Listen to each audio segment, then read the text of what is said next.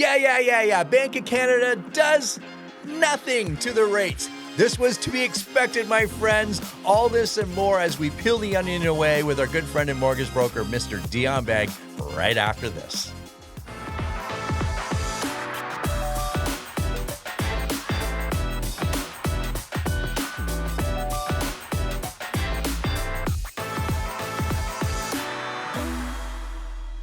Here we are, my friends, with our favorite mortgage broker in all of the land, Mr. Dion Beg. How you doing, my man? Hey, Gary. I'm good, man. How are you? I am excellent. It's sunny. Things are looking good. It's springtime, and there's elections coming, and mortgage rates are changing daily. Except the Bank of Canada comes out with some news today. Right, exactly. So we can jump into that. My friends, there's a lot going on with the Bank of Canada, and it's almost as though they were, how do I say, moving forward with cautious optimism. Is that a fair way to say it? Yeah, I would say. I mean, they started this year really with a clear path for rate reductions, right? With the way that the economy is going, where inflation was, it was a pretty clear and straight path. And then the United States changed administration. Yeah, and direction and everything like that. We don't need to get into. Everyone knows what's going on down there, or perhaps we don't know, and that's what led to today's rate hold, my friends. And I know you've already seen it and heard it and read it and everything else about it. And Dion and I are gonna peel the onion away on that a little bit. And so obviously the rate held at 2.75 today, and that's where we are.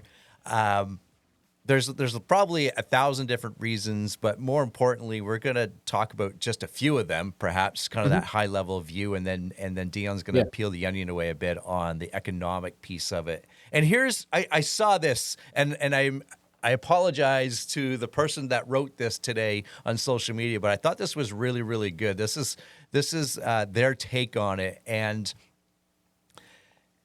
it was written that the rate hold today was kind of around maybe three pillars, if you will. The first, well, maybe four, or the underlying pillar is uncertainty, right? Kind of uncertainty of what's going on south of the border, uncertainty with our election coming up, meaning, at the end of the day, we don't know who our next leader is going to be until election day or after election day, right? We're only, we're like less than 2 weeks away from that. Exactly. It's coming up fast, my friends. Get out there and vote. We don't care who you vote for, but use your voting right. That's what we have here in Canada.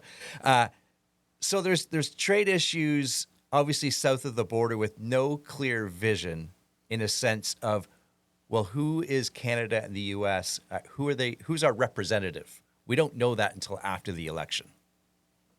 Correct, yeah. And each of them have slightly different approaches to dealing with the tariffs and dealing with the administration. It's been interesting because some of the leaders have been likened to Trump-like, which has, or Trump condones this person, which has hurt them in Canada because obviously the sentiment around Mr. Trump is not the strongest right now in Canada. Yeah, exactly. And the next pillar, perhaps, or the next idea that was thrown out there is Bank of Canada doesn't want to feel they have to do a knee-jerk reaction or are afraid of having to, we've gone down, is it 7 rate announcements and 7 reductions? That's right, 7 in a row. So this is the first meeting after 7 drops where they haven't dropped. Yeah, and we, they don't want to be put into a position where all of a sudden they have to go back up. That's not a great message to send throughout the Canadian economy, right? Right, and I mean it's crazy that in this year that we're in. So let's talk about inflation and interest rates. So I took some notes before the call. So inflation was near 2% at the end of last year. Okay, and just a reminder: the Bank of Canada's deemed safe range is between 2 and 3. Okay, right now we're at 2.3. And it was actually predicted we'd be at 2.6. So it's actually better than predicted.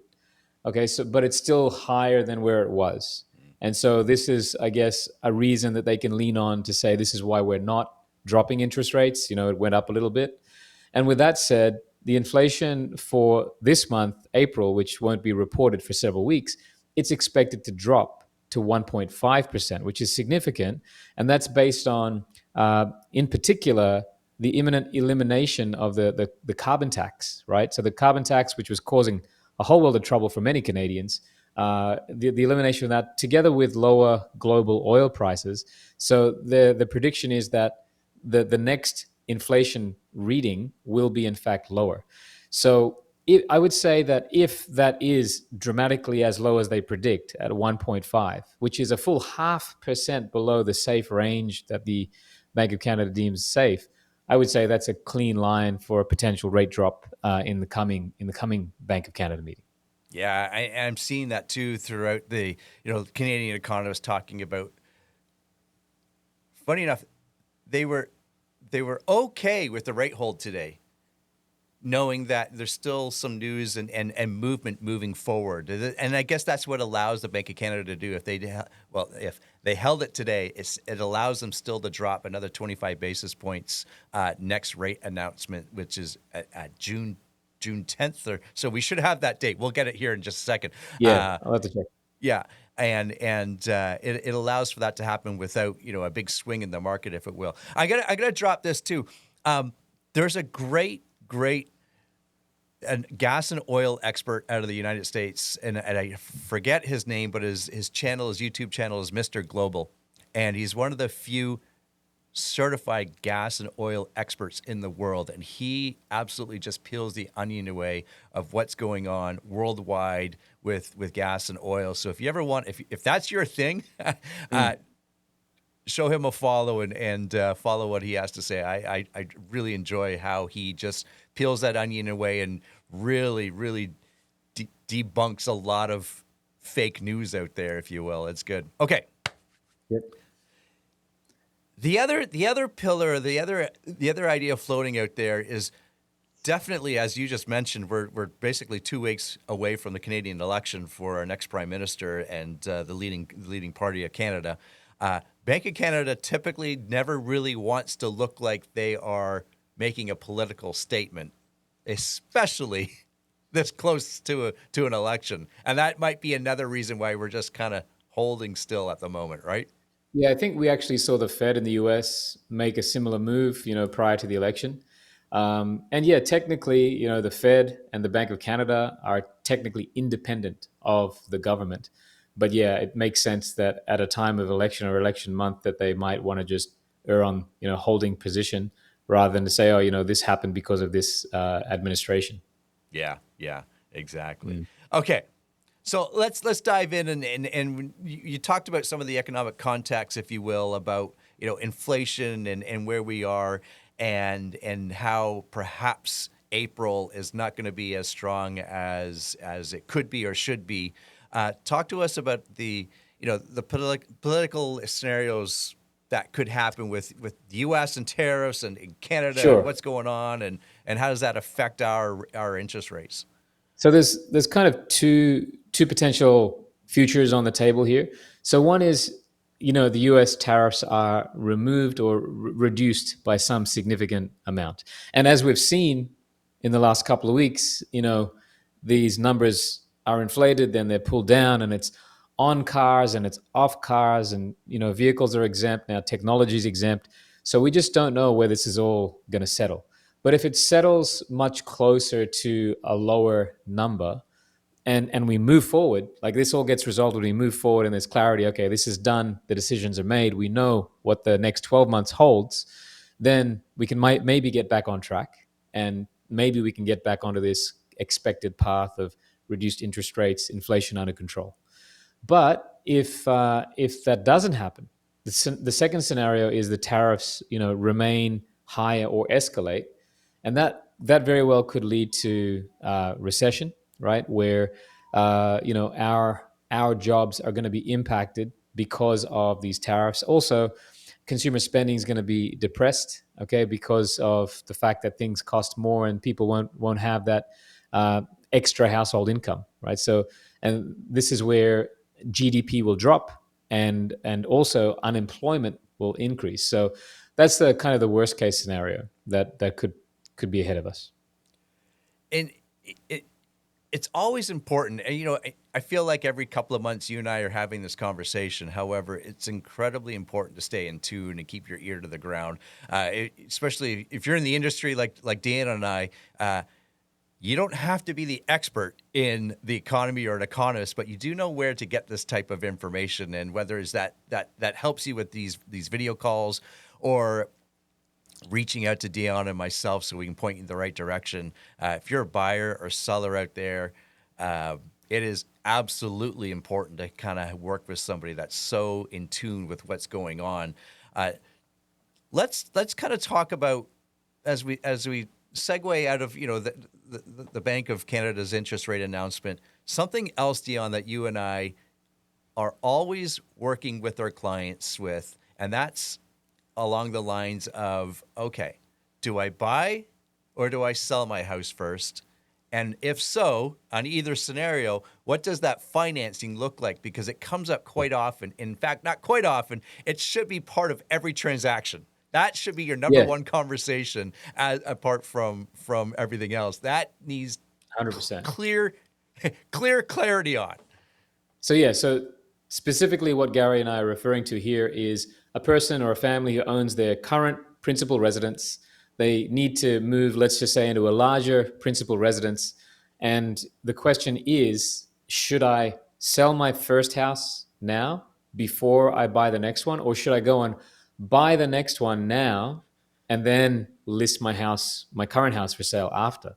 So Gary, what do we do? What do we do? Yes. The answer is yes. The answer is Obviously, yes. obviously, it's going to be very specific to your scenario. However, there's to me, Dion, there's always kind of an underlying tone of what to do first. And of course, everyone has their own story. The market usually dictates what you do first. Usually dictates. And over the last year or more, we are really encouraging you as a homeowner to sell first, because Right.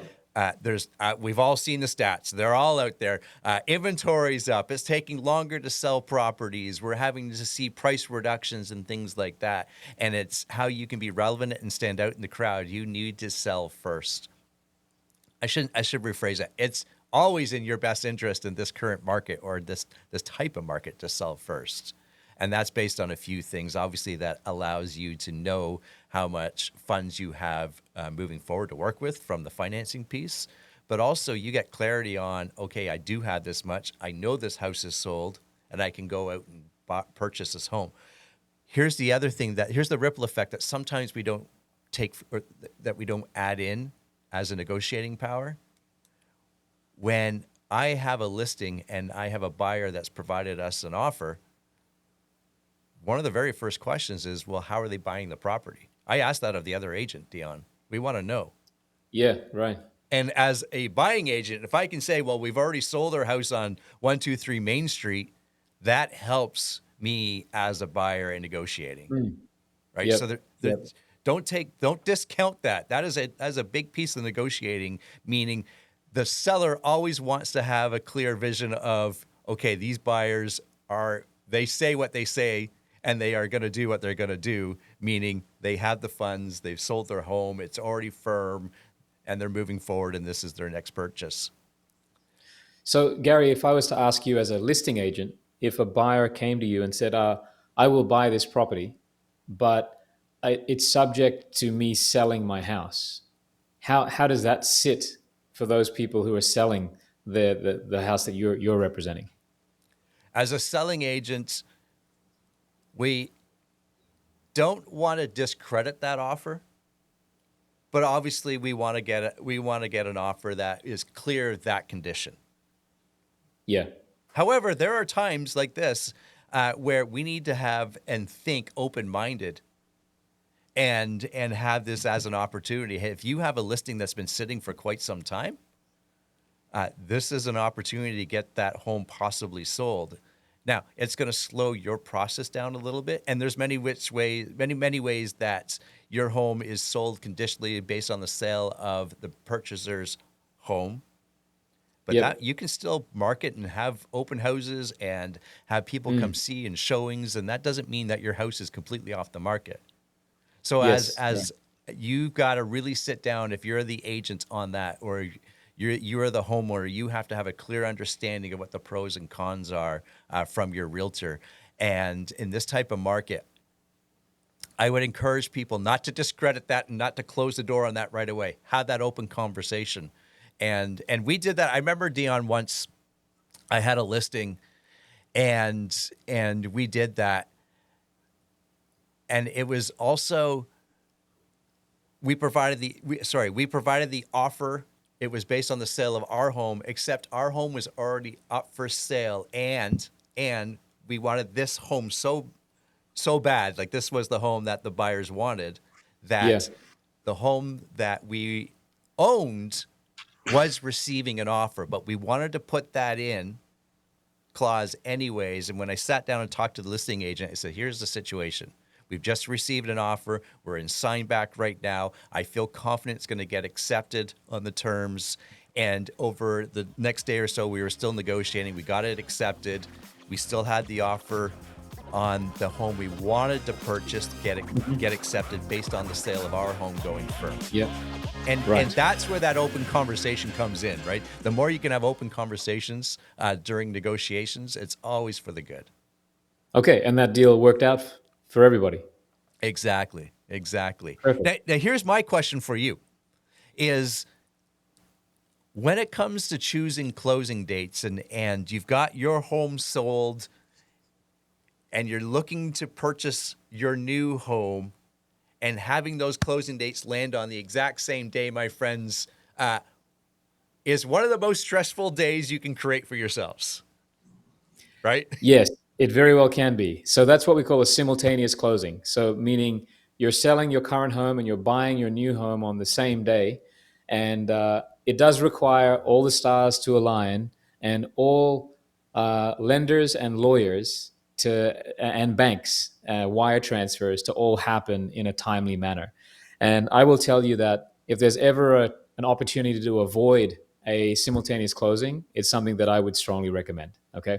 I can tell you actually one of my scariest ones, Gary, was one of my clients was selling and buying a cottage on the same day.